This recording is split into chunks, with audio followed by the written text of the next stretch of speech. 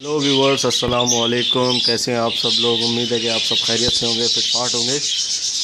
आज की इस वीडियो का टॉपिक जो है वो रेड आई की ब्लड लाइन के ऊपर है। रेड आई की ब्लड लाइन। एक भाई हैं अरसलान सलीम फ्रॉम गोजरा है जगह है, वहाँ के हैं। तो उन्होंने यार बहुत रिक्वेस्ट की मुझसे कि यार मुझे जो है वो ब्लड लाइन की समझ नहीं आई, प्लीज़ आप उस पर एक वीडियो बनाएं। ठीक है, काफ़ी दिनों से मुझे कह रहे हैं कि उस पर आप वीडियो बना के बताएं ताकि जो है वो मुझे समझ आए और बाकी जो लोग हैं जिनको भी अगर इसके बारे में कुछ मालूमात नहीं है तो उनको भी जो है वो मालूमात मिल जाए और इससे लोग फ़ायदा उठा सके। तो ठीक है, मैंने कहा यार मैं बना दूंगा वीडियो, कोई मुश्किल नहीं है। तो आज रेड आई की ब्लड लाइन के ऊपर वीडियो है ये। तो रेड आई की ब्लड लाइन, सबसे पहले तो ये देखा जाए कि बोलते हैं यार ब्लड लाइन बहुत स्ट्रॉन्ग है। इट मीन्स दैट के ब्लड लाइन बहुत स्ट्रॉन्ग का मतलब ये है कि इसके जो बाप दादा थे वो भी इसी नस्ल के थे। ठीक है ना, बाप दादा जो थे वो भी इसी नस्ल के थे, उनके जो बाप दादा थे वो भी इसी नस्ल के थे। मतलब इसमें कोई क्रॉस जो है वो कहीं से क्रॉस ब्रीडिंग वगैरह नहीं करवाई गई। अब मैं एक आपको मिसाल दूंगा। ब्लड लाइन की मिसाल एक ऐसे है कि अब एक रेड आई है, नर मादा। ठीक है, नर मादा दोनों प्योर रेड आई है। ठीक है, वो जो नर मादा जिसके बच्चे हैं उनके माँ बाप जो थे वो भी रेड आई थे। ठीक हो गया। अब उसके बच्चे जो निकलेंगे रेड आई के, ठीक है, वो क्या निकलेंगे? रेड आई निकलेंगे। फिर उनके जो बच्चे होंगे वो भी रेड आई होंगे, फिर उनके बच्चे होंगे वो भी रेड आई होंगे। इस तरीके से ब्लड लाइन चलती जाएगी, स्ट्रॉन्ग होती जाएगी। मतलब इसको बोलते हैं ब्लड लाइन स्ट्रॉन्ग है।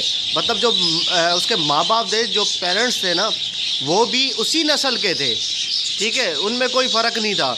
ऐसा नहीं था कि यार एक उनका जो है वो बाप जो था वो स्प्लिट था और मादी जो है वो रेड आई, मतलब बाप जो था स्प्लिट था, मादी रेड आई थी। तो इससे बड़ा मसला हो जाता है। तो ये जो है फिर आगे जो है ना उसकी ब्लड लाइन वो एक जैसी स्ट्रॉन्ग नहीं रहती, वो फिर क्रॉस में चली जाती है। कभी स्प्लिट निकल जाता है, वो फिर पाइड में निकाल देता है, फिर रेड आई भी आ जाती है उसमें। तो फिर उसके जो है ना मतलब ये है कि उस क्रॉस ब्रीडिंग से जो है वो फिर कुछ और भी आ जाता है। तो खैर, तो आज ये है ब्लड लाइन, मैं आपको बता रहा हूँ। ब्लड लाइन ये होती है कि अब जैसे रेड आई से रेड आई निकला, मतलब उसके जो पेरेंट्स थे, ठीक है, मेल फीमेल दोनों रेड आई, उनके बच्चे निकले रेड आई। ठीक है, ये ब्लड लाइन स्ट्रॉन्ग है। ठीक है, अब वो जो बच्चे हैं ना, बच्चे आपस में जोड़ा लगाएंगे, दोनों रेड आई होंगे, मेल फीमेल। उनके जो बच्चे निकलेंगे वो भी सारे रेड आई निकलेंगे, उनकी ब्लड लाइन स्ट्रॉन्ग चलती जाएगी।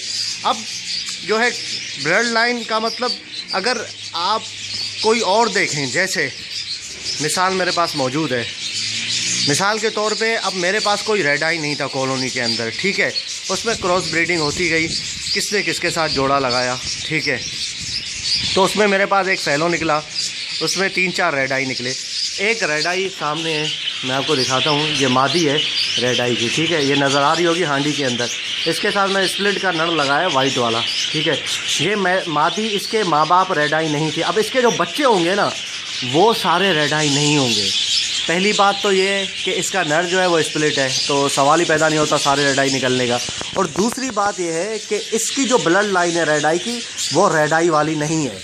ठीक है, ये गलती से निकल गया है रेड आई। अब इसके बच्चे, ठीक है, वो 4 बच्चे निकाले तो एक मुश्किल से रेड आई निकल गया तो निकल गया। ठीक है, या 3-4 ब्रीडिंग में एक आध उसने निकाल दिया, रेड आई 2 निकाल दिए। जो इसके बाद जो रेड आई निकलेगा ना, उसकी ब्लड लाइन थोड़ी स्ट्रॉन्ग होगी, 50%। उसको अगर दूसरे रेड आई के साथ लगाएंगे तो उनके बच्चे 50% रेड आई निकलेंगे। फिर उनके जो रेड आई बच्चे होंगे ना, आगे वाले जो बच्चे जो मतलब निकलेंगे रेड आई, उनकी फिर आगे ब्लड लाइन और स्ट्रॉन्ग हो जाएगी और उसके बाद फिर 100% पे आ जाएगी कहानी के फिर वो रेड आई ही निकाल रहा है। इस तरीके से ब्लड लाइन चलती है। ठीक है, तो रेड आई से नर मादी दोनों रेड आई है। ठीक है, क्रॉस में नहीं निकले हुए हैं, बिल्कुल प्योर निकले हुए हैं। रेड आई है तो उसके बच्चे भी रेड आई होंगे। ठीक है, अगर क्रॉस में निकले हुए हैं तो फिर चांसेस रेड आई के कम होते हैं। फिर ऐसे सिर्फ रेड आई का नहीं है, ऐसे हर उसका है।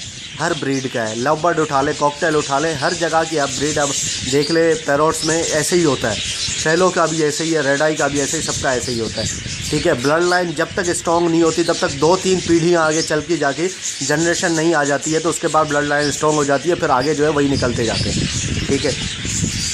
तो इंशाल्लाह उम्मीद है कि आपको समझ में आ गई होगी। मैं आपको जो है प्योर ब्लड लाइन की रेड आई भी दिखाता हूँ, एक पेयर है मेरे पास, ये देखें, ये प्योर ब्लड लाइन है इसकी रेड आई की। तो मादी अंदर है इसकी हांडी में, ये झांक रही है, ठीक है। तो इसके जो बच्चे निकलेंगे ना, ये नर भी रेड आई है, मादी भी रेड आई है, इसके जो बच्चे निकलेंगे वो होंगे रेड आई 100% श्योरिटी, क्योंकि इनके जो पेरेंट्स थे वो भी रेड आई थे और ये बच्चे, ये भी रेड आई हैं, अब इनके बच्चे होंगे वो भी रेड आई होंगे।